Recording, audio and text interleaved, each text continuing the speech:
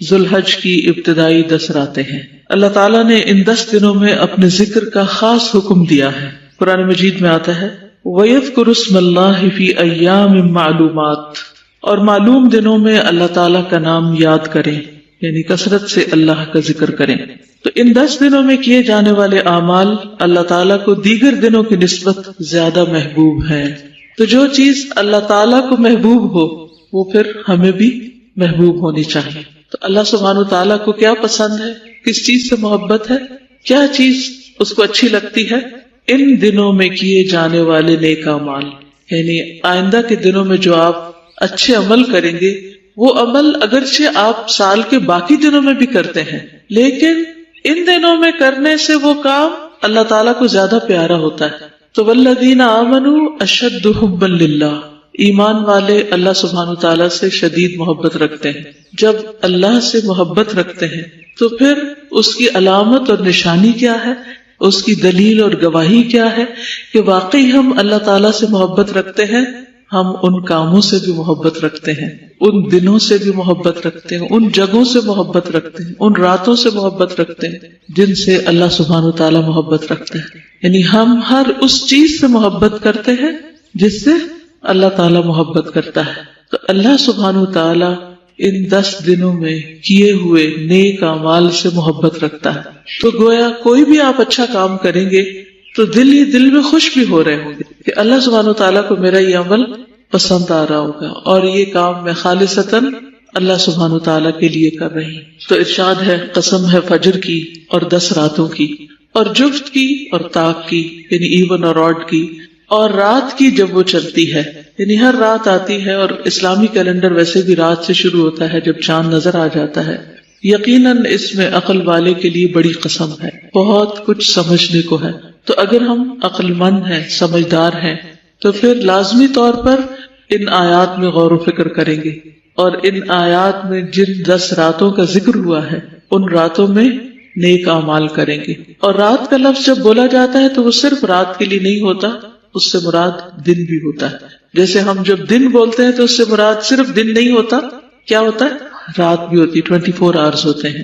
تو اسی طرح یہاں جب رات بولی گئی تو اس سے مراد صرف ذوالحج کی 10 راتیں نہیں.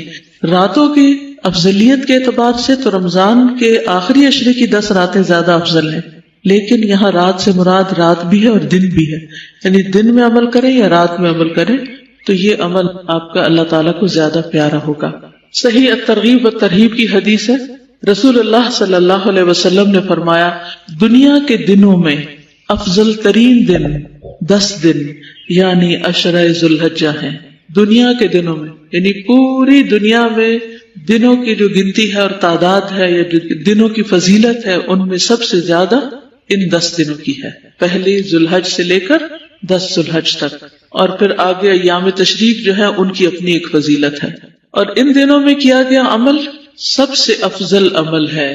اب رمضان میں کیا ہوئے عمل بھی افضل ہوتے ہیں، جی ہاں وہ بھی افضل ہوتے ہیں. مہینے کے اعتبار سے وہ مہینہ افضل ہے، اور راتوں کے اعتبار سے اس کی 10 راتیں افضل ہیں، لیکن دنوں کے اعتبار سے یہ 10 دن افضل ہیں، اور ان کے دن کے اعمال زیادہ افضل ہیں، اگرچہ رات کے بھی اچھے عمل ساتھ ہی شمار ہوں گے. مسند احمد کی روایت ہے ما عمل افضل منه في هذه الايام یعنی ایام العشر. نبی صلی اللہ علیہ وسلم نے فرمایا ان دنوں میں کیے گئے عمل سے افضل کوئی عمل نہیں، ان دنوں میں کیے گئے عمل سے افضل کوئی عمل نہیں، یعنی عشرہ ذوالحجہ کے دنوں سے. ایک اور حدیث میں آتا ہے، ابو داؤد کی روایت ہے کہ ان دنوں میں کیا گیا نیک عمل اللہ تعالیٰ کو سب سے زیادہ پسند ہے.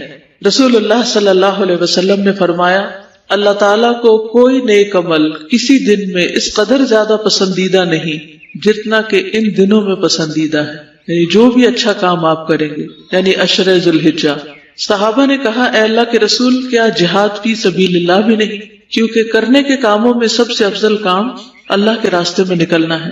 آپ نے فرمایا نہیں، جہاد فی سبیل اللہ بھی نہیں، مگر جو شخص اپنی جان اور مال لے کر نکلا ہو پھر کچھ واپس نہ لایا ہو. یعنی جو اپنی جان بھی دے دے اور اس کا گھوڑا بھی شہید ہو جائے اور وہ خود بھی چلا جائے، یعنی سب کچھ اللہ کے راستے میں لٹا دے، اس کا عمل بہرحال سب سے بہتر ہے. لیکن ادروائز باقی جو کچھ بھی لوگ اچھے اچھے کام کر رہے ہیں ان سب کاموں میں ان دنوں میں کیے ہوئے کام اللہ کو پیارے ہیں. پھر اسی طرح صحیح ترغیب و ترہیب کی ایک اور حدیث میں آتا ہے ما من عمل ازکا عند اللہ، پیچھے تو احب الی اللہ آتا ہے اور یہاں ازکا ولا اعظم اجرا من خیر یعملہ فی اشر الاضحی. نبی صلی اللہ علیہ وسلم نے فرمایا اللہ کے نزدیک ذوالحجہ کے 10 دنوں میں نیک اعمال بہت زیادہ پاکیزگی اور بہت بڑے ثواب کا باعث ہے. یعنی اس سے انسان کے نفس کا تزکیہ بھی ہوتا ہے اور اجر میں بھی اضافہ ہوتا ہے. اعظم و اجرا ہے. صحیح ترغیب و ترہیب کی ایک اور حدیث سے پتہ چلتا ہے نبی صلی اللہ علیہ وسلم نے فرمایا اللہ تعالیٰ کے نزدیک عشرہ ذوالحجہ کے دنوں سے بہترین دن کوئی نہیں. ایک آدمی نے عرض کیا اے اللہ کے رسول صلی اللہ علیہ وسلم کیا یہ افضل ہے یا ان کی گنتی کے برابر اللہ کے راستے میں جہاد کرنا، یعنی 10 دفعہ جہاد میں جانا، یہ دن افضل ہے یا ان کی گنتی کے برابر اللہ کے راستے میں جہاد کرنا؟ تو آپ نے فرمایا ان کی گنتی کے برابر اللہ کے راستے میں جہاد کرنے سے بھی زیادہ افضل ہے. یعنی ایک دفعہ نہیں 10 دفعہ اگر کوئی جہاد کے لیے جائے تو اس سے بھی زیادہ افضل ہے کہ انسان ان 10 دنوں میں کوئی نیک کام کرے. اسی لیے ہم دیکھتے ہیں کہ صحابہ کرام ان دنوں میں انتھک محنت کرتے تھے، انتھک محنت. سعید بن جبیر ذوالحجہ کے 10 دن داخل ہونے کے بعد عبادت میں بہت زیادہ کوشش کرتے تھے، حتیٰ کہ وہ اتنی محنت کرتے کہ لگتا کہ وہ اس کی قدرت نہیں رکھتے، یعنی جتنا ان کا بس چلتا اتنے نیک کام کرتے، ہر طرح کے نیک کاموں میں خوب محنت کرتے. تو اس لیے آنے والے 10 دنوں کو معمولی نہ سمجھیں، ان کی قدر کریں. ہمیں نہیں معلوم کہ آئندہ سال یہ دن ہماری زندگی میں آتے ہیں یا نہیں آتے، اس لیے آج سے پلان کر لیں کہ ہم نے اگلے 10 دن کیا کرنا ہے. اب ان دنوں میں کرنے کے کام جو ہیں اس کے لیے آپ کے پاس یہ پیمفلٹ ہے، یہ آپ کے لیے بھی ہے اور دوسروں کے لیے بھی ہے. کم از کم 10 لوگوں، آئندہ 10 دنوں میں کم از کم 10 لوگوں کو آپ ان 10 دنوں کی فضیلت ضرور بتائیں، شکرانے کے طور پر اس کام کو کریں. تو ان 10 دنوں میں کرنے کے کام کیا ہے؟ نمبر 1 نماز ہے. نماز تو ہم ہر روز پڑھتے ہیں، پھر خاص طور پر ان دنوں کی نماز عام دنوں کی نماز سے فضیلت کے اعتبار سے زیادہ بہتر ہے، یعنی آپ کو زیادہ ثواب ملے گا. نماز پڑھتے وقت آپ کا احساس کیا ہو کہ مجھے اس کا زیادہ ثواب مل رہا ہے، اس لیے مجھے شوق اور ذوق کے ساتھ اور پورے جذبے اور محبت کے ساتھ نماز ادا کرنی، اور اس میں اول وقت میں نماز ادا کریں، خشوع و خضوع کے ساتھ. ہر رکعت میں مختلف صورتیں پڑھیں تاکہ زیادہ سے زیادہ قرآن نمازوں میں پڑھا جا سکے. اشراق اور چاشت کے نوافل پڑھیں، یعنی لازم کر لیں. اگر عام دنوں میں آپ کو عادت نہیں تو ان دنوں میں لازم کر لیں. اس سے کیا ہوگا انشاءاللہ باقی سال میں پڑھنے کی عادت پڑ جائے. یہ مواقع آتے ہی اس لیے ہیں تاکہ جن نیک کاموں میں ہم پیچھے رہتے جا رہے ہیں ان میں ہم مزید کوشش کر کے اچھی عادات ڈال لیں. یہ بار بار چانسز اللہ تعالیٰ رمضان کے اور ذوالحجہ کے اسی لیے ہمیں عطا کرتے ہیں. پھر تہجد میں طویل قرات کرنا اگر آپ کو صورتیں یاد ہیں یا دیکھ کے پڑھنا. مردوں کا جماعت کے ساتھ نماز ادا کرنا. نماز کے بعد دوسرا اہم کام روزہ ہے. 9 ذوالحجہ کا روزہ رکھنا خصوصی طور پر، کیونکہ وہ 2 سال کے گناہوں کی معافی کا ذریعہ ہے. اس کے علاوہ بھی اگر ہو سکے تو پورا عشرہ جو ہے 10ویں دن تو خیر عید ہوگی، لیکن 9 دن اگر سارے روزے رکھ لیں تو بہت ہی اچھے ہیں، کیونکہ ان روزوں کا ثواب عام دنوں کے روزوں سے زیادہ ہوگا. اور اس میں آپ قضا کی نیت سے بھی رکھ سکتے ہیں سوائے 9 کے، کیونکہ 9 تاریخ کا روزہ مسنون روزہ ہے، وہ تو اسی دن کی نیت سے رکھنا ہوگا. پہلے 8 روزے اگر آپ کے پچھلے کوئی قضا رہتے ہیں تو ان کو بھی پورا کر سکتے ہیں. اگر اتنا نہیں کر سکتے تو پیر اور جمعرات کا روزہ ضرور رکھیں، قضا شدہ روزے رکھیں. اور عرفہ کا روزہ رکھنا گزشتہ اور آئندہ سال کے گناہوں کا کفارہ بن جائے. اسی طرح قرآن مجید کے ساتھ شغف کثرت سے تلاوت کریں، عام دنوں سے زیادہ. اگر ہو سکے تو ایک قرآن 10 دنوں میں ختم کر لیں اگر پاسبل. اگر نہ ہو سکے تو کم از کم جتنا بھی، لیکن میک شور کہ عام دنوں سے زیادہ پڑھنا ہے، ٹھیک ہے، چاہے ایک صفحہ ہی زیادہ کیوں نہ پڑھے. پھر اسی طرح کام کاج کرتے ہوئے مختلف خوراک کی قرات سننا، نئی صورتیں حفظ کرنا، حفظ کی دہرائی کرنا، قرآن مجید کا ترجمہ اور تفسیر پڑھنا یا سننا. آپ لوگ تو ماشاءاللہ پہلے ہی ایک کام کر رہے ہیں، لیکن ظاہر ہے کہ عشرہ صرف آپ لوگوں کے لیے نہیں باقی سب مسلمانوں کے لیے بھی ہے، تو ان کو بھی اس طرف راغب کریں کہ مثلاً ان کو آپ سجیسٹ کر سکتے ہیں کہ ان دنوں میں ایک دن سورت یاسین کا سن لیں، ایک دن سورت الرحمن سن لیں، ایک دن سورت الملک سن لیں، ایک دن سورت الحجرات سن لیں. تو 10 دنوں میں اگر 10 صورتیں وہ ترجمہ تفسیر سے سن لیتے ہیں، اس سے کیا ہوگا؟ ان کے علم میں اضافہ ہوگا اور نیکی کے کاموں کا شوق پیدا ہوگا. پھر معنی پر غور و فکر اور دوسروں تک قرآن کا پیغام پہنچانا. پھر ذکر ہے تحلیل، تکبیر اور تحمید کا اہتمام، صبح شام کے اذکار کی پابندی، استغفار اور ذکر کی کثرت، درود شریف پڑھنا، مقبول اوقات میں دعائیں مانگنا، خصوصاً عرفہ کے دن، نئی دعائیں اور اذکار یاد کرنا، یہ جو دعائیں آپ یاد کر رہے ہیں ان کی مزید پابندی کرنا۔ ہر ایک کے پاس ایاک نستعین اور دعا کیجیے اور یہ جو دعاؤں کی کتابیں ہونی چاہیے اور ریڈی ہونی چاہیے، جس وقت جو موقع ملے فوراً نکال کے اپنی دعائیں مانگ سکتے ہیں۔ پھر صدقہ و خیرات، ہر روز کچھ نہ کچھ ضرور صدقہ کرے، چاہے چھوٹی سے چھوٹی اماؤنٹ ہو، لیکن ڈیلی صدقہ کرے، کوئی ایک دن نہ جائے، کیونکہ ان دنوں میں جو صدقہ کریں گے وہ پورا سال صدقہ کرنے سے زیادہ افضل ہے، تو اور زیادہ خیر و بھلائی کا باعث ہوگا۔ زکوٰۃ کی ادائیگی کا اہتمام کریں اگر آپ کی ڈیو ہے، زائد ضرورت چیزیں صدقہ کریں، اگر ہو سکے تو گھر کی صفائی کر لیں اور ایکسٹرا چیزیں ساری دراز وغیرہ الماریوں سے دوسری چیزوں سے جو بھی زائد جمع ہو گیا ہے اس کو ہٹا دیں، اس کو نکال دیں، بلکہ عید بازار یہاں لگا لیں تو اس سے فائدہ کیا ہوگا کہ سب لوگ اپنا اپنا سٹف لا کے رکھ دیں گے، اور جن لوگوں کو شدید ضرورت ہوگی وہ یہ نہیں کہ دوسرے بیچ رہے تو آپ سستا سمجھ کر پھر جا کے گھر بھر دیں۔ اس کا مقصد یہ ہے کہ اگر آپ کی کوئی واقعی ضرورت کی چیزیں ہیں تو اس میں سے آپ لے لیں، اور جن کی ضرورت کی نہیں وہ لا کے رکھ دیں، اور اس میں سے جو آمدنی ہوگی وہ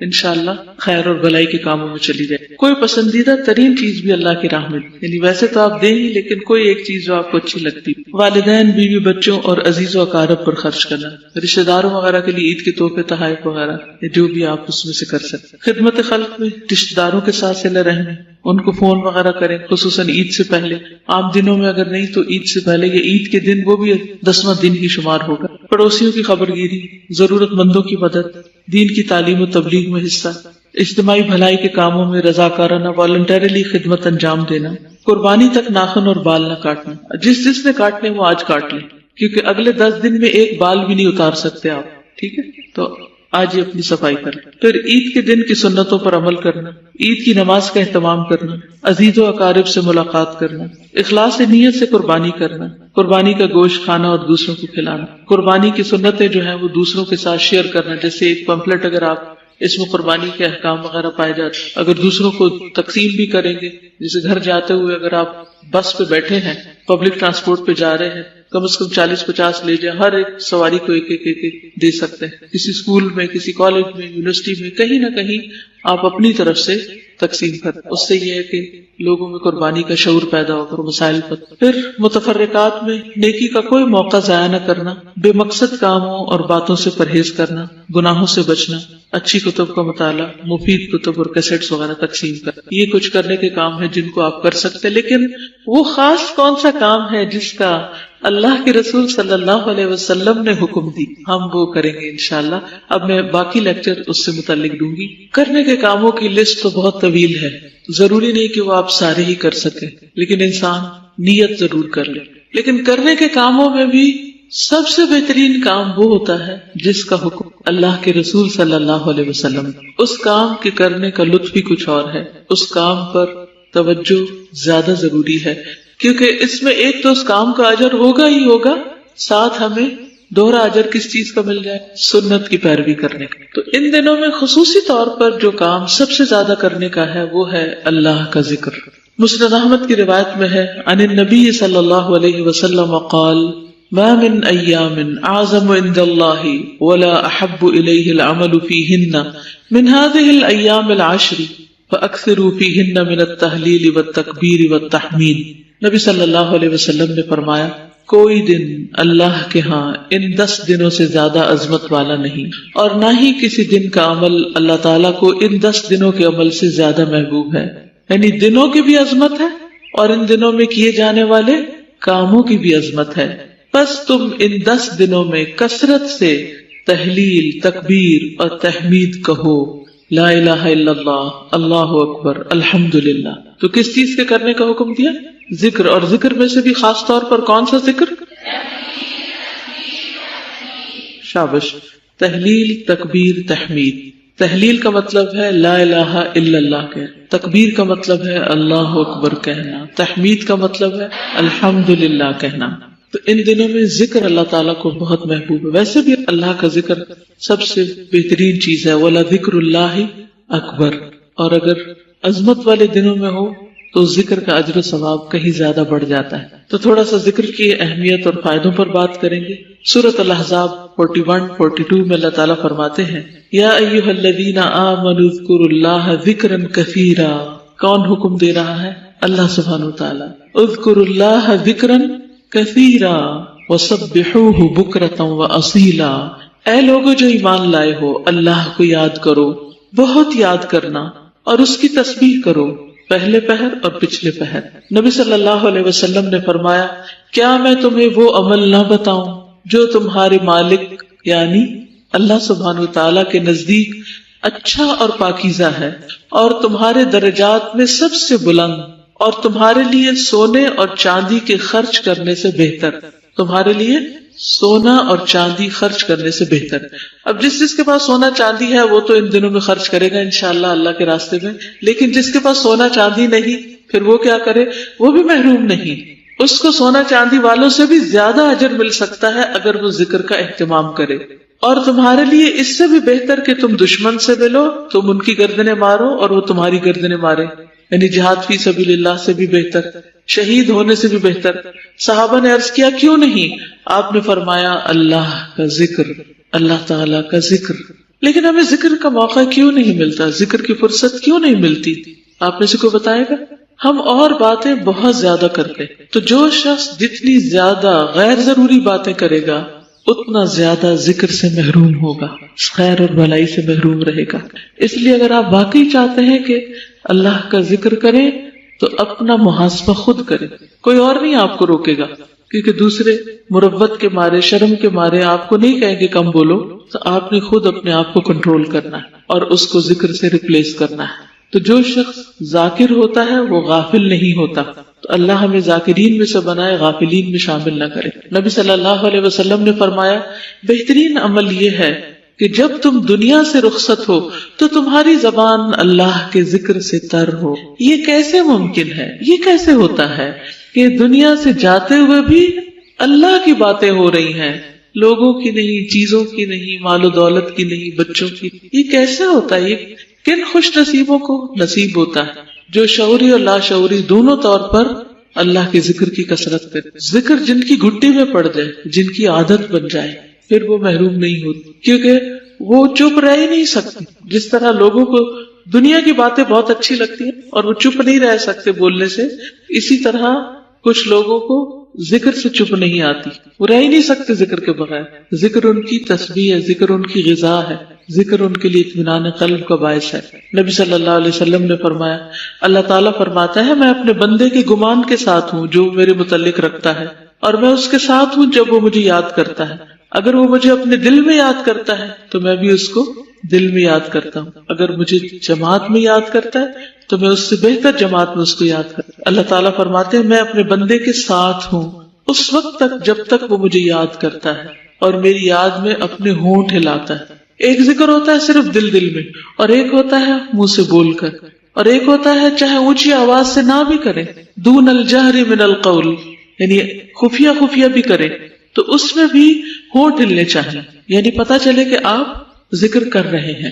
جو لوگ ذکر کریں گے وہ کامیابی سے یقیناً دو چار ہوں گے، یعنی کامیابی پائیں گے. سورۃ الجمعہ آیت 10 میں اللہ تعالیٰ فرماتے ہیں فاذکروا اللہ کثیرا لعلکم تفلحون، اور اللہ کو بہت یاد کرو تاکہ تم کامیاب ہو جاؤ. ہم میں سے ہر شخص چاہتا ہے کہ اسے کامیابی نصیب ہو، تو اس کے لیے بھی کیا کرنا ہوگا؟ ذکر کی کثرت. پھر اسی طرح ذکر میں زندگی ہے. جو شخص ذکر کرتا ہے اس کا دل زندہ ہوتا ہے، وہ زندوں میں سے ہے، اور جو ذکر نہیں کرتا وہ گویا مردوں میں سے ہے. یعنی حدیث میں واضح طور پر بخاری میں بتایا گیا کہ اس شخص کی مثال جو اپنے رب کو یاد کرتا ہے اور اس کی جو یاد نہیں کرتا زندہ اور مردہ جیسی ہے. تو جب دل مردہ ہونے لگے، جب دل بے چین ہونے لگے، جب دل پر بوجھ آنے لگے، جب دل میں طرح طرح کے وسوسے آنے لگے، جب دل خراب ہونے لگے، جب دل غمگین ہو، ہرٹ ہو، جب دل فکر مند ہونے لگے، تو ان سب بیماریوں کا علاج کیا ہے؟ ان سب علتوں کا علاج کیا ہے؟ اللہ کا ذکر. کثرت سے کریں، صرف ذکر نہیں کریں، کثرت سے کریں، حتیٰ کہ وہ کیفیت سب سائڈ ہو جائے، دور ہو جائے، اور یقینی طور پر دور ہو جائے گی، کیونکہ الذین آمنوا وَتَطْمَئِنُّ قُلُوبُهُمْ بِذِكْرِ اللَّهِ، جو لوگ ایمان لاتے ہیں ان کے دل اللہ کے ذکر سے مطمئن ہو جاتے ہیں، وہ ٹھیک ہو جاتے ہیں، شفایاب ہو جاتے ہیں، کوئی صدمہ نہیں رہتا. الا بذکر اللہ تطمئن القلوب، خبردار اللہ کے ذکر سے دل مطمئن ہوتے ہیں. پھر اسی طرح شیطانی حملے کم ہوتے ہیں. دیکھیے نیکی کے کام نیکی کے خیال سے شروع ہوتے ہیں، تو شیطان آپ کے خیالات پہ کنٹرول کرتا ہے تاکہ آپ نہ اچھا سوچیں اور نہ اچھا کریں. جب اچھا سوچیں گے تو پھر اچھا کیے بغیر رہ نہیں سکیں گے، اور اگر نہ بھی کر سکے تو اجر ہی اجر پاتے چلے جائیں. تو اچھے کے بجائے برا کیوں سوچنے لگتے ہیں، منفی سوچوں کا شکار کیوں ہو جاتے ہیں؟ اس لیے کہ شیطان حملے کر رہا ہوتا ہے، شیطان وسوسے ڈال رہا ہوتا ہے. تو جس شخص کو بھی شیطانی وسوسوں سے نجات حاصل کرنا اس کے لیے لازم ہے ذکر. دنیا کی کوئی کمپنی ایسی دوا نہیں بنا سکی کہ جس سے شیطانی وسوسوں کا علاج ہو سکے، کہ آپ کوئی ٹیبلٹ کھا لیں اور آپ کو وسوسے آنے بند ہو جائیں، یا اپنے جن خیالات سے آپ سخت کوفت میں آتے ہیں. ہم سب جانتے ہیں نا کہ بعض اوقات ہمارے ذہن میں ایسی سوچیں آنے لگتی ہیں جن سے ہم خود بھی تنگ ہوتے ہیں. آپ کے ساتھ ایسا کبھی ہوا؟ کچھ چیزیں آپ سوچنا نہیں چاہتے لیکن بار بار آپ سوچے چلے جاتے اور وہ خیال آپ کے دل کو پھر بھانے بھی لگتے، اور شیطان ان خیالات کو مزین بھی کر دیتا، ان خیالات کو آپ انجوائے بھی کرنے لگتے ہیں، حالانکہ وہ بس خیالات ہی ہوتے ہیں، ان کی کوئی حقیقت نہیں ہوتی، اور وہ خیالات کبھی حقیقت میں بدل بھی نہیں سکتے. کچھ چیزوں کی چاہت ہو سکتی، کچھ کی خواہش ہو سکتی، کچھ آپ ایسے دن میں خواب دیکھتے رہتے ہیں، اور جب کوئی کام کرنے لگتے ہیں اس پر فوکس کرنے کے بجائے کچھ اور ہی سوچنے شروع ہو جاتے ہیں. خصوصاً اسٹوڈینٹس کے ساتھ یہ مسئلہ بہت ہوتا ہے. تو اس کے لیے بہترین مجرب نسخہ، مجرب مطلب جس کو میں نے خود ایکسپیرینس کیا، کسی بھی قسم کے خیالات کی جو بچھاڑ ہے، جاگتے میں یا سوتے میں، یعنی جنس کی وجہ سے آپ پریشان رہتے ہو، جو آپ کو ستا رہے ہیں اور آپ کے پاس کوئی حل نہیں، تو شیطانی وسوسوں سے بچنے کی جو دعائیں ہیں خصوصاً ایاک نستعین میں دی ہوئی ہیں، آپ انہیں چند دن پڑھ کے دیکھیے اور میں آپ کو گارنٹی دیتی ہوں کہ انشاءاللہ آپ چھٹکارا پا جائیں گے. اور اگر وہ آپ کو زبانی یاد ہو جائے تو جس وقت آپ پڑھنے لگے ہیں اس وقت پڑھ کے اگر آپ اپنی پڑھائی شروع کریں تو بھی آپ دیکھیں گے انشاءاللہ بہت فائدہ ہوگا. اور اس میں خصوصاً هو الاول والآخر والباطن وهو بكل شيء عليم. کیونکہ دیکھیے اگر پریشان کن خیالات آ رہے ہیں تو کیا آپ پریشانی دور کر لیں گے خیال کر کر کے؟ وہ تو پریشانی صرف بڑھے گی. اگر آپ کوئی چیز چاہتے ہیں تو کیا سوچ سوچ کے وہ چیز مل جائے گی؟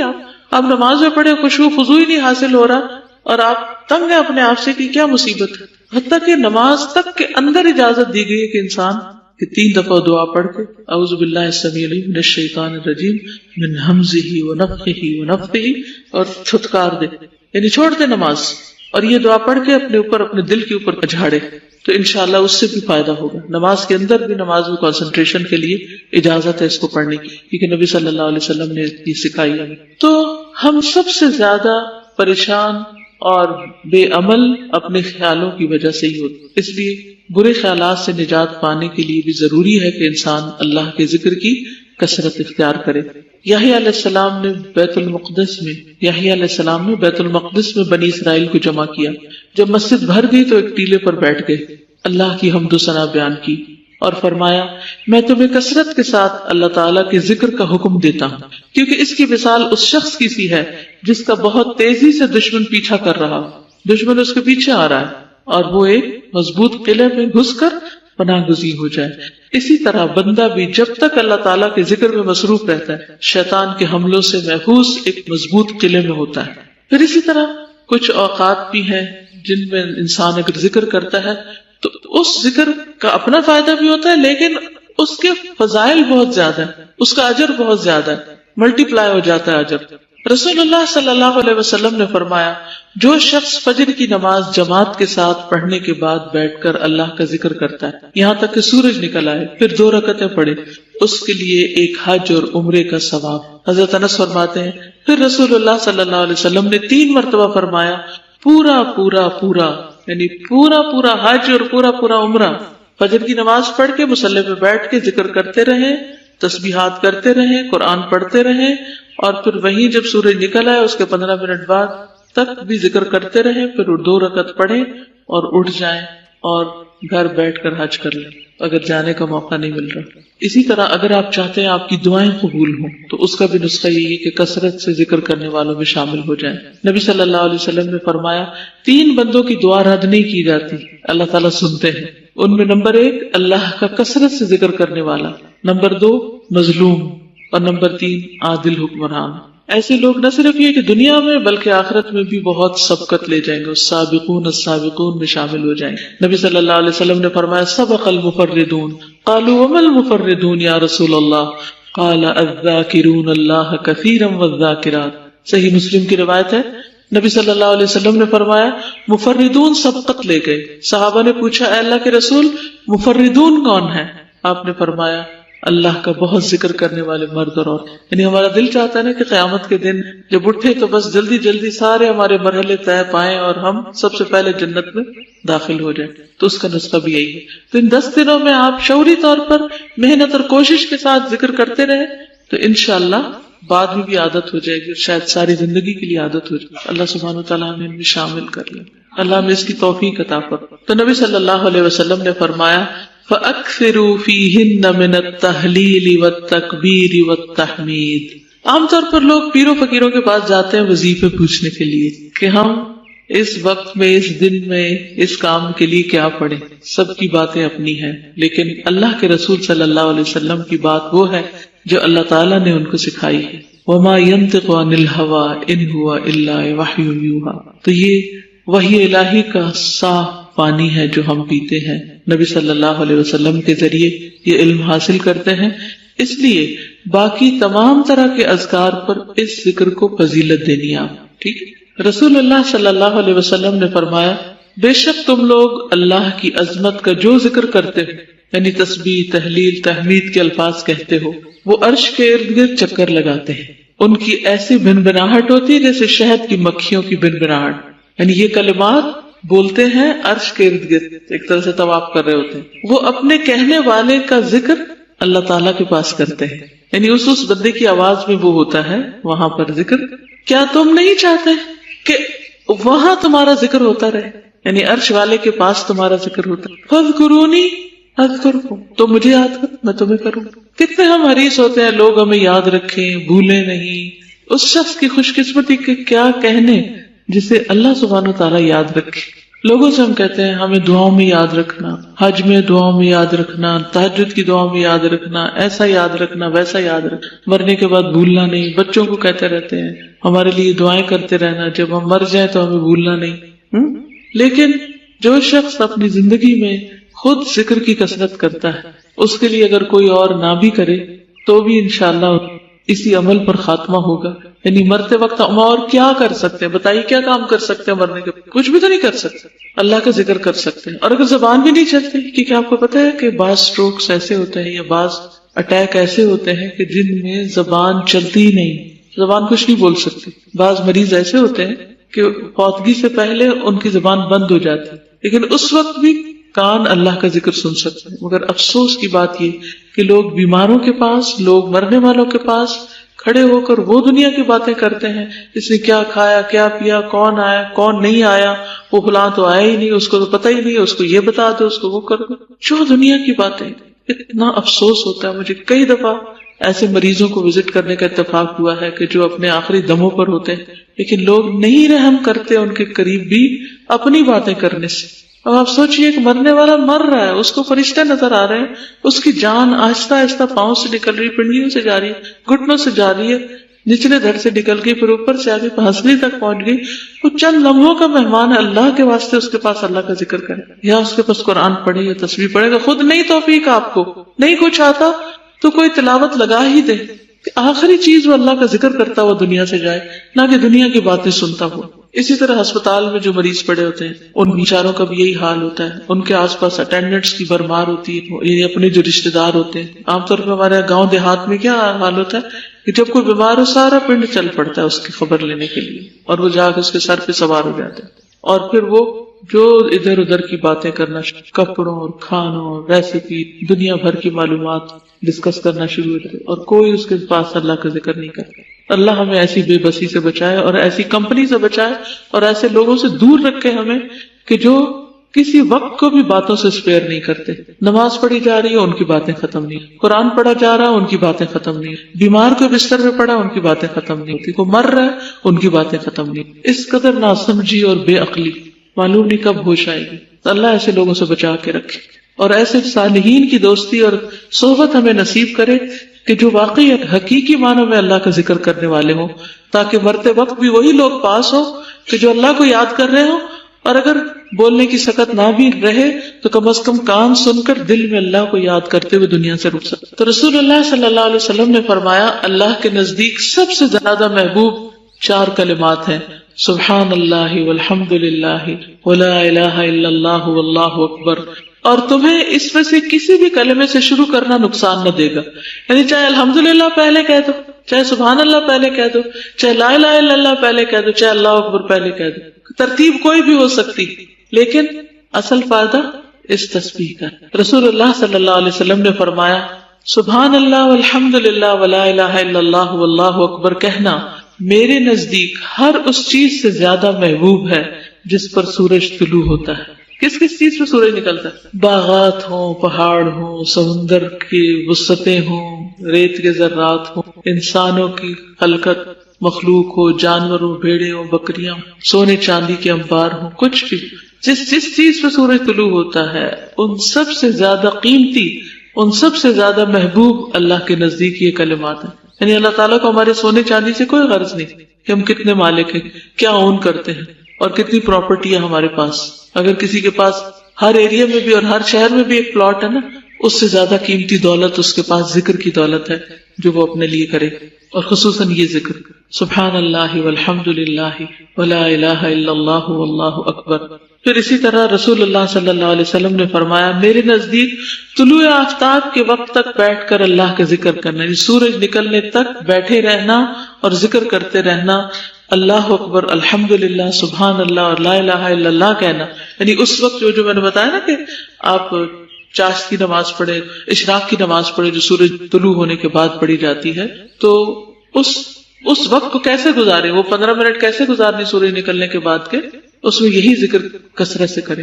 ہو سکتا ہے کہ 1 تسبیح ہو جائے، 2 تسبیح ہو جائے، اور اتنے میں اس نماز کا وقت ہو جائے، پھر وہ نماز پڑھے۔ تو آپ نے فرمایا کہ اس وقت میں پڑھنا اسماعیل علیہ السلام کی اولاد میں سے 2 یا زیادہ غلام آزاد کرنے سے زیادہ بہتر ہے، اور نماز عصر سے غروب آفتاب تک اللہ کا ذکر کرنا میرے نزدیک اولاد اسماعیل میں سے 4 غلام آزاد کرنے سے بہتر ہے۔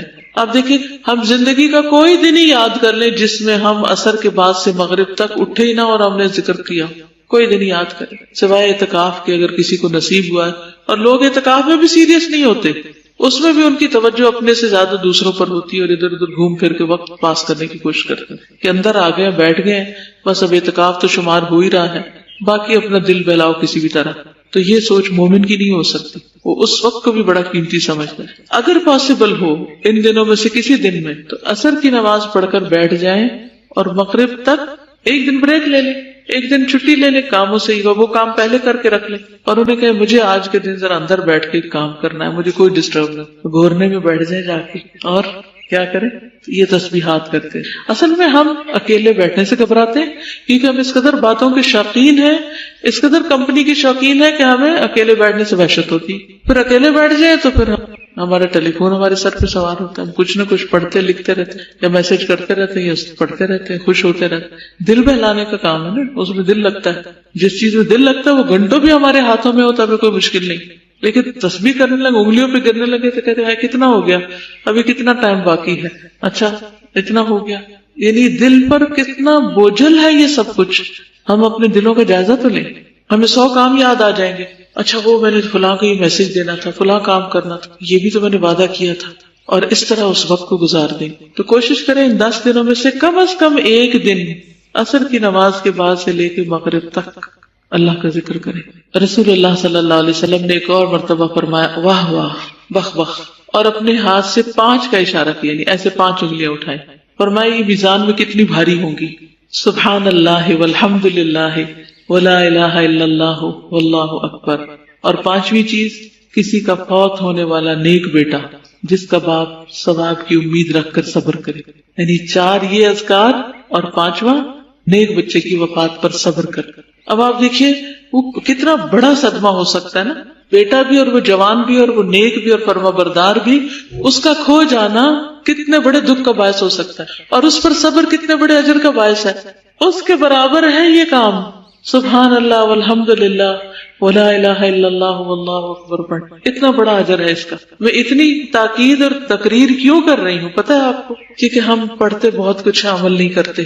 میں چاہتی ہوں کہ کچھ بھی ہو ان 10 دنوں میں آپ اپنا وتیرہ بنا لیں، وظیفہ بنا لیں کہ کر کے چھوڑنا ہے، نیت کر لیں، ارادہ کر لیں. اور ان دنوں میں اب اس لیے عید کی چھٹیاں ہوں گی یا کچھ بھی ہو سکتا ہے کہ آپ یہاں سے جس دن ہاسٹل سے ٹریول کر رہے ہو گھر کو، تو اس وقت آپ کا عصر سے لے کر مغرب تک کا ٹائم آپ بس میں ہو یا کسی ٹریولنگ ٹائم ہو، تو اس وقت کسی سے کوئی بات نہ کریں، سارا وقت صرف یہی اذکار کر لیں تو تب بھی آپ کا پورا ہو جائے. اسی طرح اگر آپ کو ہی کھانا بنانا ہے، گھر میں کوئی اور نہیں کام کرنے والا، تو مجبوری ہے وہ کھانا بنانے کا بھی وقت ہو سکتا ہے، تو اس وقت کسی سے بات نہ کرے، سب کو چپ کرا دے، فون بھی بند کر کے کہیں رکھ دے اور صرف اسی تسبیح کی کثرت کرتے رہے. ہو سکے تو 10 دن کر لیں، نہیں تو کم از کم 1 دن کے لیے تو ضرور.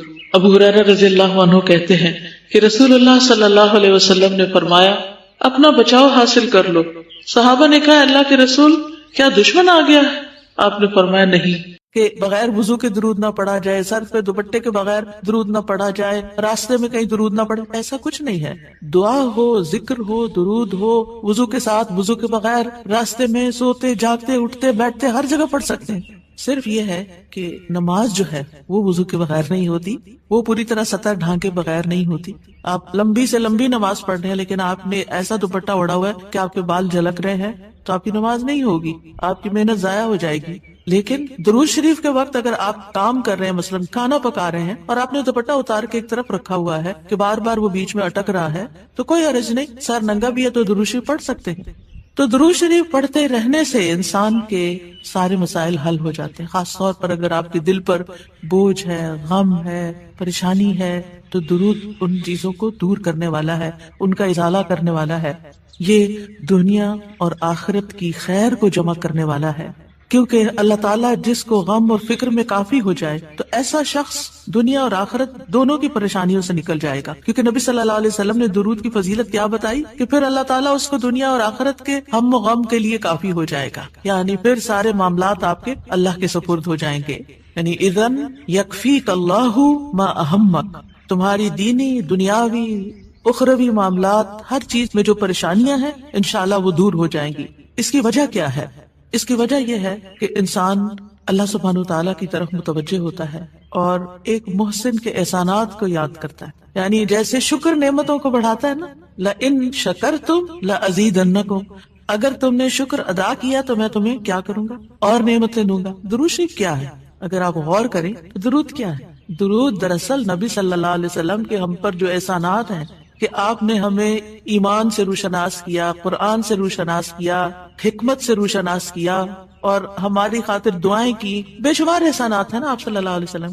آج ہم آپ کو کیا بدلہ دے سکتے ہیں؟ کس شکل میں بدلہ دے سکتے ہیں؟ ہم آپ کے لیے کیا کر سکتے ہیں؟ اب ہمارے والدین ہمارے ساتھ احسان کرتے ہیں تو ہم ان کی خدمت کرتے ہیں، ہم ان کو کچھ پکا کے دے دیتے ہیں، ہم ان کو کچھ کھلا دیتے ہیں، ہم ان کو کچھ گفٹ دے دیتے ہیں، یعنی مختلف طریقے سے ماں باپ کو خوش کرنے کی کوشش کرتے ہیں، چاہے انہیں ضرورت ہو یا نہ ہو. ہم سب ایسے ہی کرتے ہیں. یعنی ہم یہ تھوڑی دیکھتے ہیں کہ ان کو اس وقت ہمارے لاڈ پیار کی ضرورت ہے یا نہیں ہے، وہ دکھی ہیں، پریشان ہے یا نہیں ہے.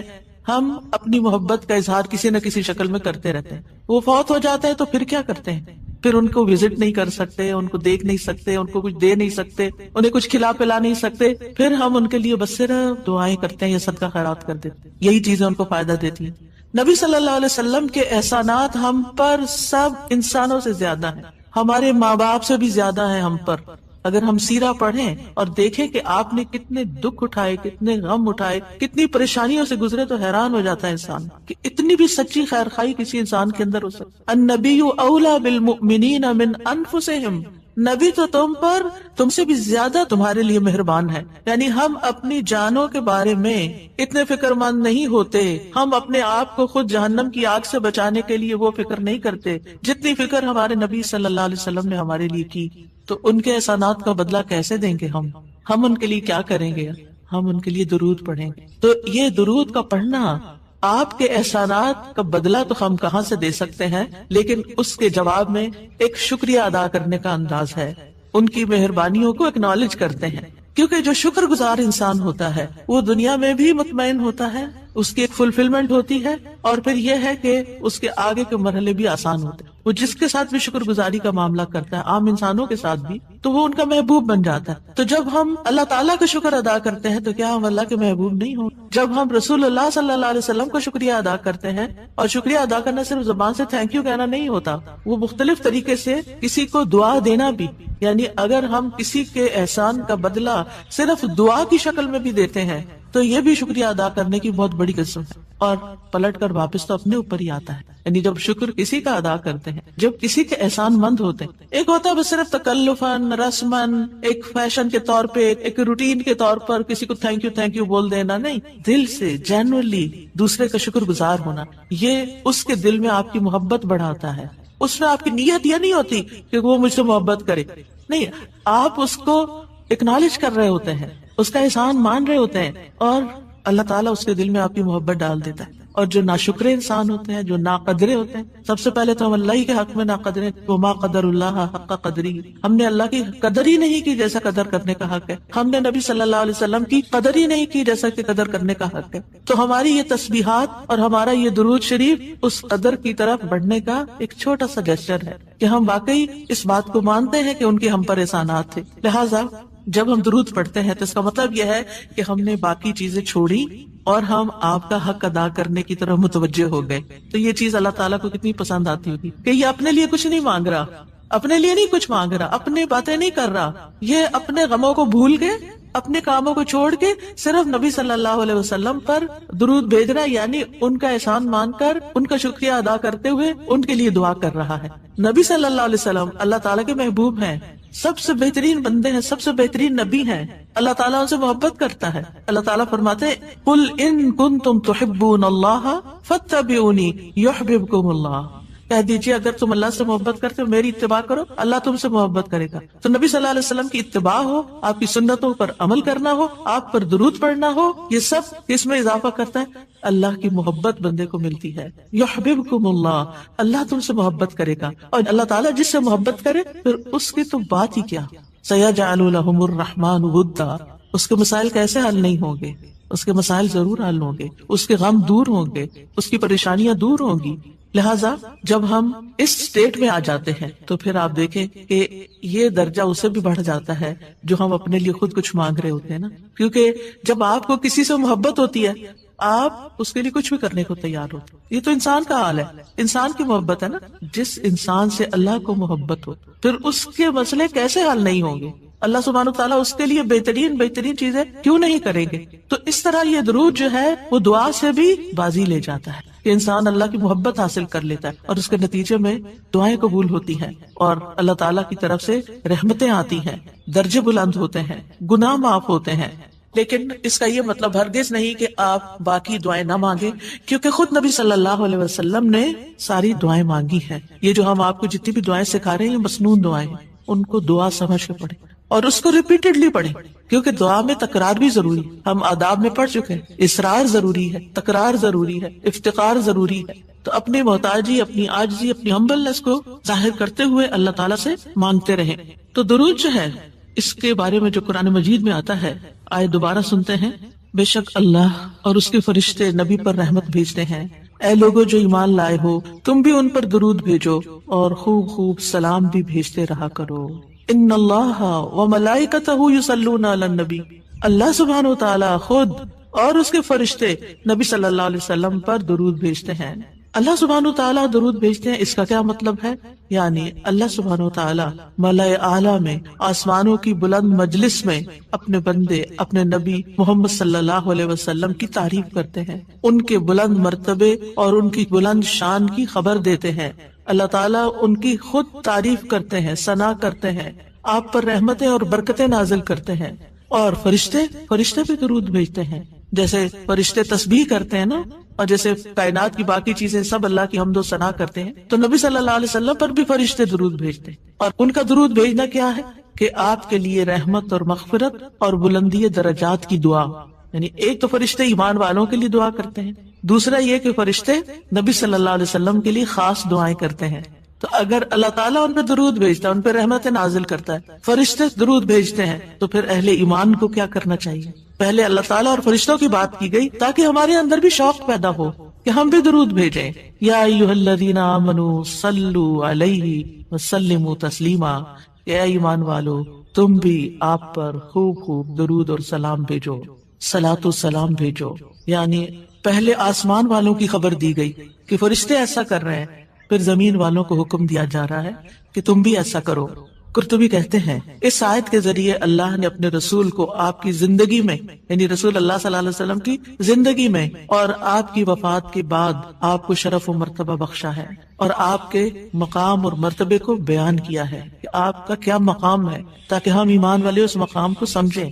تو دوسرے لفظوں میں آپ صلی اللہ علیہ وسلم کے لیے اوپر کے جہان اور نیچے کے جہان میں تعریفیں ہوتی، یعنی ہم بھی آپ کی تعریف کرتے ہیں اور فرشتے بھی آپ کی تعریف کرتے ہیں، ہم بھی آپ کے لیے دعائیں کرتے ہیں، فرشتے بھی آپ کے لیے دعائیں کرتے ہیں. اور اللہ سبحانہ وتعالی ملائے اعلیٰ میں مقرب فرشتوں کے پاس اپنے نبی کی تعریف کرتے ہیں. اب دیکھیں کہ دنیا میں طرح طرح کی مجالس ہوتی ہیں، کچھ مجالس بڑی خاص ہوتی ہیں، خاص لوگ صرف انوائٹڈ ہوتے ہیں، ہر کوئی نہیں وہاں جا سکتا. آسمانوں میں بھی خاص مجالس، اللہ سبحانہ وتعالیٰ کے جو خاص مقرب فرشتے ہیں جنہیں وہ حکم دیا گیا تھا کہ آدم کو سجدہ کرو، جن کے سامنے اللہ تعالیٰ نے یہ بات رکھی تھی کہ میں آدم کو پیدا کرنے جا رہا ہوں. یہ گیدرنگ جو ہے اس کو ملائے اعلیٰ کہتے ہیں. ملا کہتے ہیں سرداروں کو، اور اعلیٰ کہتے ہیں بلند سردار. تو یہ ایلیٹ کلاس ہے فرشتوں کی کہ جس کے سامنے اللہ سبحانہ وتعالیٰ نے حضرت آدم کی پیدائش کی بات کی تھی اور پھر اس کے بعد سجدے کا حکم دیا گیا تھا. تو مقرب فرشتوں کے درمیان یا ان کے پاس اللہ سبحانہ وتعالیٰ نبی صلی اللہ علیہ وسلم کی تعریف کرتے ہیں. ذرا سوچئے، امیجن کیجئے فرشتوں کی مجلس. ویسے تو کوئی فرشتہ اللہ کی نافرمانی نہیں کرتا، ہر فرشتہ اطاعت گزار ہے، ہر فرشتہ اللہ کی بات مانتا. یفعلون ما یؤمرون، لپکتے ہیں، دوڑتے ہیں، بھاگتے ہیں، تیز بھاگتے ہیں ایک دوسرے سے. فالسابقات سبقا، ایک دوسرے سے سبقت لے جاتے ہیں اللہ کا حکم ماننے میں.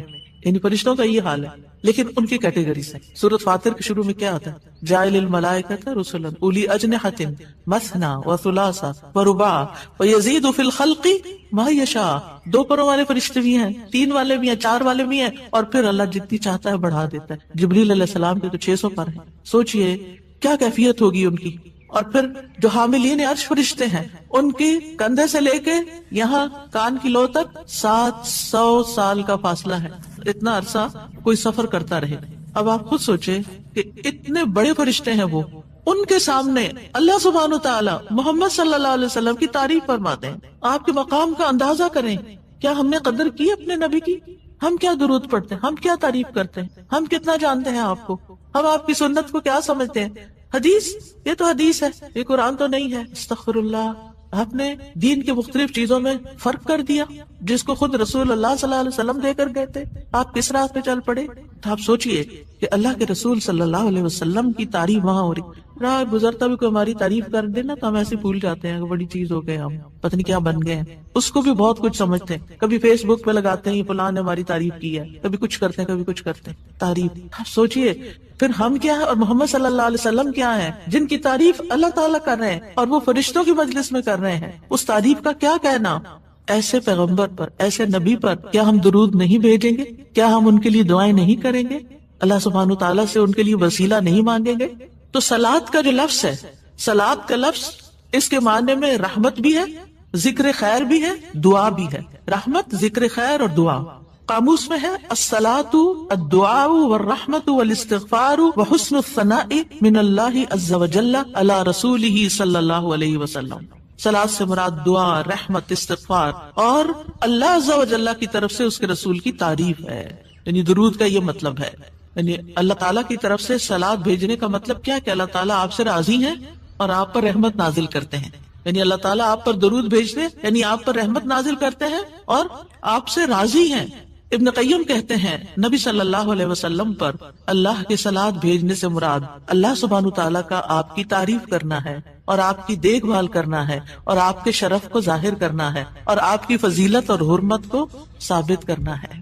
اور فرشتوں کے صلاۃ بھیجنے کا مطلب کہ وہ دعا کے معنی میں ہے کہ وہ نبی صلی اللہ علیہ وسلم کے لیے دعا مانگتے ہیں.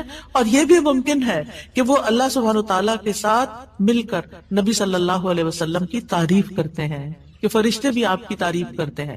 ابو عالیہ کہتے ہیں کہ معزز فرشتوں کا صلاۃ بھیجنا ان کا دعا کرنا ہے نبی صلی اللہ علیہ وسلم کے لیے.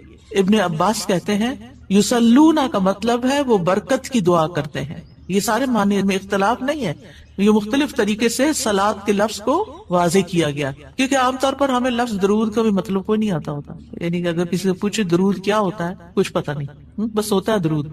تو عربی میں درود نہیں کہتے، یہ فارسی کا لفظ ہے، عربی میں صلاۃ کہتے ہیں، اور صلاۃ میں یہ سارے معنی آ جاتے ہیں جو میں عرض کر رہی ہوں۔ اور امت کو کیا حکم ہے کہ وہ آپ کے لیے دعا بھی کریں اور آپ کے حکم کی تعظیم بھی کریں۔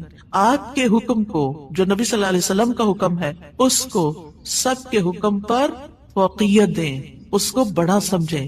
ایک طرف ماں باپ کا حکم، ایک طرف رسول اللہ صلی اللہ علیہ وسلم کا حکم۔ اگرچہ اللہ سبحانہ و تعالیٰ نے ہمیں ماں باپ کے ساتھ احسان کا حکم دیا ہے، ان کی بات ماننے کے لیے بھی کہا ہے، لیکن ان کے مقابلے میں اگر رسول اللہ صلی اللہ علیہ وسلم آ جاتے ہیں تو پھر ہمیں رسول اللہ صلی اللہ علیہ وسلم کی بات کو فوقیت دینی ہے، ترجیح دینی ہے، اہمیت دینی ہے، کیونکہ وہ شخص مومن ہی نہیں ہو سکتا جس کو نبی صلی اللہ علیہ وسلم اس کے والدین، اولاد اور سب انسانوں سے زیادہ محبوب نہ ہو جائیں۔ یہ ایمان کا کرائیٹیریا ہے۔ سارے انسانوں، چاہے کوئی کتنے بڑے بڑے اسکالرز ہوں، سائنٹسٹ ہوں، ریسرچرز ہوں، چاند پہ جانے والے لوگ ہوں، جو مرضی ہوں، جہاں رسول اللہ صلی اللہ علیہ وسلم کی بات آ گئی، یہ بات سچی ہے۔ صدق اللہ و رسولہ، اللہ اور اس کے رسول نے سچ کہا ہے، صحیح اوتھینٹک حدیث سامنے آ گئی ہے، ایسا ہی کرنا چاہیے۔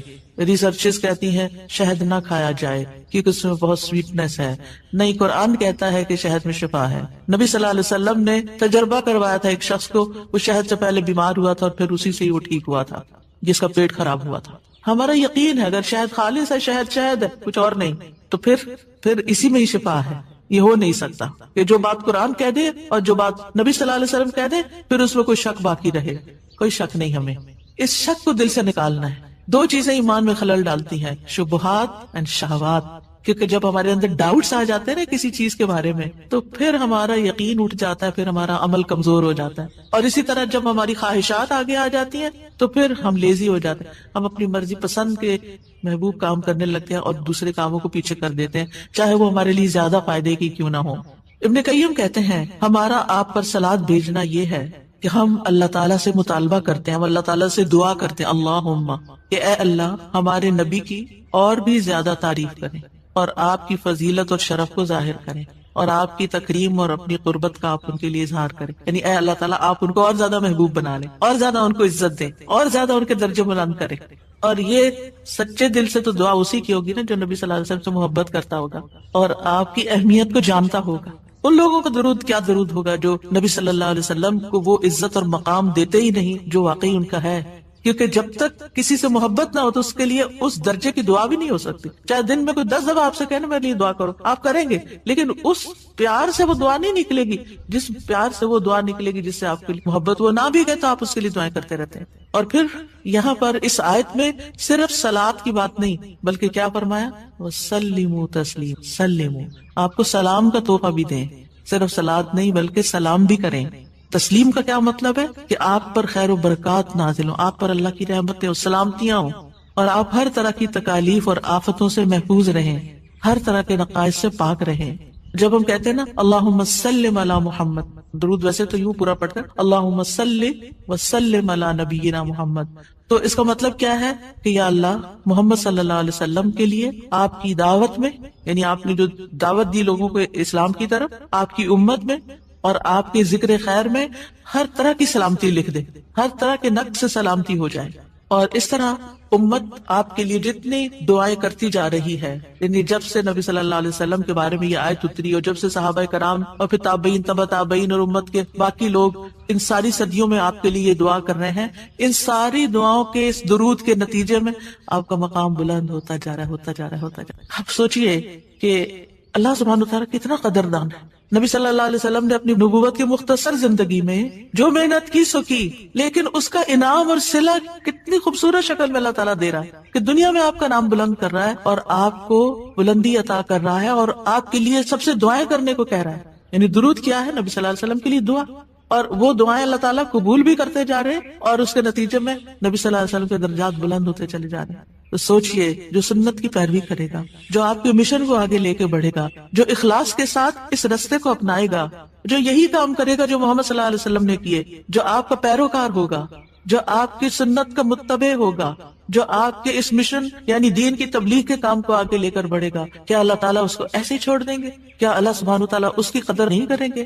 ہم سب انسان کسی نہ کسی طرح دنیا میں بلندی چاہتے ہیں، کوئی ڈگری کے ذریعے، کوئی مال کے ذریعے، کوئی کسی ذریعے دوسروں سے آگے نکلنا چاہتا ہے، بلند مرتبہ ہونا چاہتا ہے، لیکن اس راستے کو چھوڑ دیتے ہیں کیونکہ اس راستے کو بظاہر یوں لگتا ہے کہ اس سے کیا ملے گا، ہمیں اس سے کون سی بلندی مل جائے گی، اور اس طرح ہم نبی صلی اللہ علیہ وسلم کے طریقہ کار کو چھوڑ کر اور طریقوں کو اختیار کرنے لگتے ہیں۔ ہم سمجھتے ہیں شاید اس میں زیادہ خیر ہے یا اس سے ہمیں زیادہ بھلائی یا کوئی بڑائی مل جائے گی، نہیں، اصل بات یہ ہے کہ ہمیں جو عزت یہ دین دے سکتا ہے، جو مرتبوں کی بلندی، جو اللہ کی رحمتیں، جو خیر اور لازوال نعمتیں جنہیں کبھی ختم نہیں ہونا، جو اس راستے سے مل سکتی ہیں، وہ دنیا میں کوئی اور راستہ ہے ہی نہیں ان سب نعمتوں کو پانے کا۔ پھر بھی ہم اپنے دین کو حقیر سمجھتے ہیں اور دین کی خدمت کو فارغ وقت کا کام سمجھتے ہیں اور پورے خوشی اور محبت اور خلوص کے ساتھ یہ کام نہیں کرنا چاہتے۔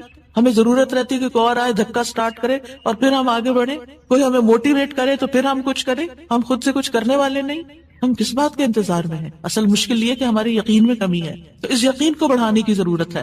تو اللہ سبحانہ وتعالی اپنے فرشتوں کے بعد ایمان والوں کو حکم دیتا ہے کہ اے مومنو، تم تو زیادہ حقدار ہو کہ نبی پر درود و سلام بھیجو، کیونکہ تمہیں ان کی رسالت سے جو برکتیں حاصل ہوئی ہیں، جو فیض حاصل ہوا ہے، وہ فرشتوں کو تو نہیں ہوا نا۔ فرشتے تو پہلے سے اللہ کی عبادت کرے۔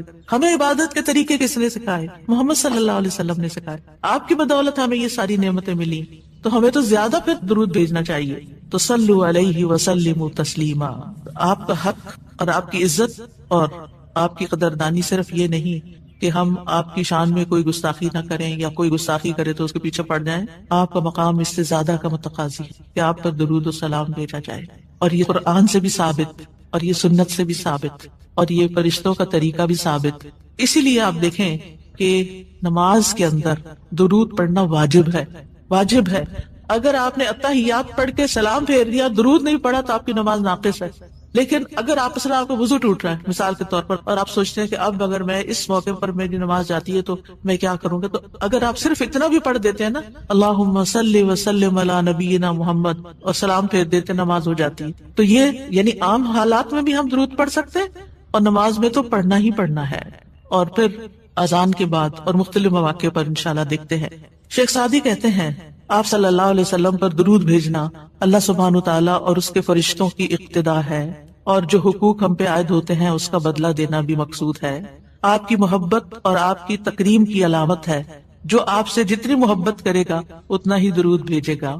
پھر یہ اجر و ثواب کے حصول کا ذریعہ بھی ہے۔ سبحان اللہ، یعنی جب کوئی انسان شکر گزار ہوتا ہے، قدردان ہوتا ہے، تو اللہ تعالیٰ اس کی کیسی قدردانی کرتے ہیں۔ درود ہم آپ پر پڑھتے ہیں، ثواب ہمیں مل رہا ہوتا ہے، کوئی احسان نہیں ہے کسی پر، آپ کو بھی ساتھ ہی فائدہ ہو گیا۔ اور پھر یہ ایمان کی علامت ہے، کیونکہ جو آپ سے محبت نہیں کرتا اس کا ایمان مکمل نہیں۔ اور پھر آپ کی توقیر جس کا حکم اللہ تعالیٰ نے دیا اس کی علامت بھی ہے، لِتُؤْمِنُوا بِاللَّهِ وَرَسُولِهِ وَتُعَزِّرُوهُ وَتُوَقِّرُوهُ وَتُسَبِّحُوهُ بُكْرَةً وَأَصِيلًا، تاکہ تم اللہ اور اس کے رسول پر ایمان لاؤ اور اس کی مدد کرو اور اس کی تعظیم کرو اور دن کے شروع اور آخر میں تسبیح کرو۔ نبی صلی اللہ علیہ وسلم کی امت پر جو احسانات ہیں ان کا تھوڑا سا ذکر کرنا اس لیے ضروری ہے تاکہ یاد تازہ ہو جائے کہ آپ کے ذریعے ہمیں کیا کیا فیض ملا۔ سب سے بڑی بات یہ کہ وہ ہمارے بارے میں بڑے رحیم و شفیق تھے۔ لَقَدْ جَاءَكُمْ رَسُولٌ مِّنْ أَنفُسِكُمْ عَزِيزٌ عَلَيْهِ مَا عَنِتُّمْ حَرِيصٌ عَلَيْكُمْ بِالْمُؤْمِنِينَ رَءُوفٌ رَحِيمٌ۔ لوگوں، تمہارے پاس تمہیں میں سے ایک رسول آیا ہے، اگر تمہیں کوئی تکلیف پہنچے تو اسے گراں گزرتی، اس کو تکلیف ہوتی ہے۔ کیا ہمارے اندر بھی دوسروں کے لیے ایسے احساسات ہیں کہ کسی کو تکلیف پہنچے تو ہمیں تکلیف ہو جائے؟ نبی صلی اللہ علیہ وسلم کو ایمان والوں کی تکلیف سے تکلیف پہنچتی تھی۔ وہ تمہاری فلاح کا حریص ہے۔ ہم ہیں لوگوں کی فلاح کے حریص کہ ان کو ہدایت ہو جائے، دین کی طرف آ جائے۔ مومنوں پر نہایت مہربان اور رحم کرنے والا ہے۔ یہ ہیں ہمارے رسول جن کی گواہی اللہ تعالیٰ نے دی کہ ان کے اندر کے جذبات لوگوں کے لیے کیا ہے اور ان کا مشن کیا، اور وہ چاہتے کیا ہیں آپ کے لیے، اور وہ کتنے شفیق اور مہربان ہے۔ یعنی ایک دائی کی بنیادی صفت ہونی چاہیے کہ وہ دوسروں سے محبت کرنے والا ہو، دوسروں کی خیر کرنے والا ہو۔ ہم بعض اوقات دین کا کام کرتے ہوئے اتنے پروفیشنل ہو جاتے ہیں کہ ہماری ٹون بھی بڑی اسپارٹ ہو جاتی ہے اور ہمارا انداز بھی بڑا تحکمانہ ہو جاتا ہے۔ ہم سمجھتے ہیں کہ ہم صحیح معنی میں خدمت کر رہے ہیں، نہیں، کہیں ایسا نہ ہو کہ اس کی وجہ سے لوگ دین سے ہی دور ہو جائیں۔ نبی صلی اللہ علیہ وسلم کا یہ طریقہ نہیں تھا. اللہ کی قسم ہم جتنے سنت کے زیادہ قریب ہوں گے اتنے ہی زیادہ ہم دین کو فائدہ پہنچانے والے ہوں گے, اور جتنے سنتوں سے دور ہو جائیں گے اور آپ کے طریقے سے دور ہو جائیں گے آپ سے بھی اتنے ہی دور ہو جائیں گے اور دین کو بھی اتنا ہی نقصان پھر دیں گے. نبی صلی اللہ علیہ وسلم مومنوں پر ان کی جانوں سے بھی زیادہ قریب ہیں. النبی اولا بالمؤمنین من انفسہم وازواجہ امہاتہم. یہ نبی مومنوں پر ان کی جانوں سے زیادہ حق رکھنے والا ہے اور اس کی بیویاں ان کی مائیں ہیں. نبی صلی اللہ علیہ وسلم نے فرمایا دنیا میں کوئی مومن ایسا نہیں جس سے میرا دنیا اور آخرت میں سب سے زیادہ قریب کا رشتہ نہ ہو. اگر چاہتے ہو تو یہ آیت پڑھ لو. یعنی صرف اس دور کے لوگوں کے لیے نہیں تھے آپ قریب, بلکہ ہمارے لیے بھی ہیں. فرمایا یہ آیت پڑھ لو, النبی اولا بالمؤمنین من انفسہم. نبی مومنوں پر ان کی جانوں سے بھی زیادہ قریب ہیں, لہٰذا جو کوئی مومن مر جائے اور مال چھوڑ جائے تو وہ اس کے خاندان کو ملے گا, اس کے وہ وارث ہوں گے, اور جو قرض یا عیال چھوڑ جائے وہ میرے پاس آئے, میں اس کا بندوبست کروں گا. آج کوئی حکمران, کوئی لیڈر ایسا ہے جو یہ کہے کہ تمہارا کوئی فوت ہو جائے جو وہ چھوڑے وہ سب تمہارا, لیکن اگر کوئی تمہاری ضرورت ہے تو میرے پاس آ جاؤ. ایسی خیرخواہی محمد صلی اللہ علیہ وسلم کے اندر تھی اپنے ساتھیوں کے لیے. آپ امت کے لیے روتے تھے. نبی صلی اللہ علیہ وسلم نے ابراہیم علیہ السلام کے بارے میں یہ آیت پڑھی, رب انہن اضللن کثیرا من الناس فمن تبعنی فانہ منی, کہ اے میرے رب ان بتوں نے بہت سے لوگوں کو گمراہ کر دیا ہے تو جو میری پیروی کرے وہ مجھ سے ہوگا. اور یہ آیت جس میں عیسیٰ علیہ السلام کہتے ہیں ان تعذبہم فانہم عبادک وان تغفر لہم فانک انت العزیز الحکیم. اے اللہ اگر تو انہیں عذاب دے, یعنی جو میرے پیروکار ہیں, تو تیرے بندے ہیں دے دے, اور اگر تو بخش دے تو بے شک تو عزیز الحکیم ہے. نبی صلی اللہ علیہ وسلم نے کیا فرمایا؟ ابراہیم علیہ السلام نے کہا بس وہ میرے ہیں جو میری پیروی کرے. عیسیٰ علیہ السلام نے کہا تیرے بندے ہیں, تو چاہے تو سزا دے. نبی صلی اللہ علیہ وسلم کو دی. پھر آپ نے یہ دو آیتیں پڑھ کے اپنے ہاتھ اٹھائے اور فرمایا اے اللہ میری امت میری امت, امتی امتی, اور آپ رونے لگ گئے. یہ آپ کے دل میں امت کے لیے پیار تھا, امت کے دل میں محمد صلی اللہ علیہ وسلم کے لیے کیا محبت ہے. تو اللہ عز و جل نے فرمایا اے جبریل جاؤ محمد کے پاس, حالانکہ تیرا رب خوب جانتا ہے, اور ان سے پوچھو کہ کیوں رو رہے ہیں. جبریل علیہ السلام آپ کی خدمت میں آئے اور آپ سے رونے کی وجہ پوچھی, تو رسول اللہ صلی اللہ علیہ وسلم نے انہیں بتا دیا کہ میں اپنی امت کے لیے رو رہا ہوں, حالانکہ اللہ سب سے زیادہ جاننے والا ہے. تو اللہ تعالیٰ نے فرمایا اے جبریل محمد کی طرف جاؤ اور ان سے کہہ دو کہ ہم آپ کو آپ کی امت کے بارے میں ضرور راضی کر دیں گے اور ہم آپ کو غمگین نہیں کریں گے. اتنے حریص تھے وہ ہماری نجات کے اور ہماری فلاح کے. تو کیا وہ والدین سے بھی زیادہ پھر مہربان نہیں ہم پر؟ ہمارے ماں باپ ہماری دنیا کا غم کرتے ہیں,